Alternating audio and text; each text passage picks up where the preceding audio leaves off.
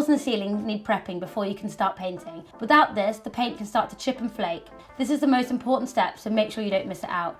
In this video, I'm going to show you how to prep this wall. It's exactly the same for the ceiling, but I'm just going to show you on the wall. Before you start, remove as much furniture as possible and cover the rest with protective sheeting. For this, you will need a bucket of warm soapy water, a sponge, a putty knife, filler, protective goggles and mask, a dry cloth, a sanding block and a ladder. Before you start painting, make sure you inspect your walls. You want to look for things like holes and any dirt and lumps and bumps, and then you want to give your walls a good wash, fill them and then wash again, just to make sure it's super clean before you get the paint on. Now I'm going to wash the wall. There's no sponge. We give any areas that have got marks and holes in them an extra wash down, because without this, the filler might not bind because there's dirt inside of the holes. So these get an extra wash. That's kind of nice. Before you grab your filler, leave your walls to dry for about 10 to 15 minutes. Now your wall is dry, you can apply your filler like this. Here's some I squeezed earlier.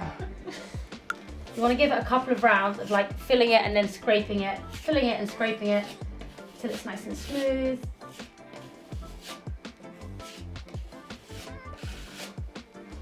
And then let it dry for about 15 to 30 minutes. While your filler is drying, before you sand that, you want to sand the rest of your walls. This is one of the most important steps.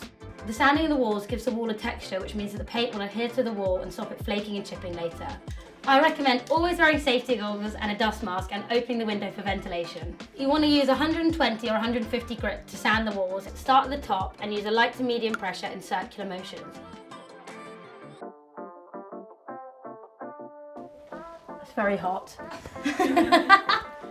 Once you've sanded all of the walls, you want to dust it down with a dry cloth. This removes all of the dust particles, stopping your paint going lumpy and then flaking later.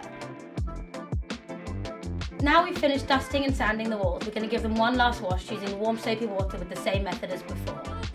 This removes all the dust and all the last bits of grime that might be on the wall, ready to paint the walls. That's it, your room is ready for painting. Click and subscribe for more decorating tips.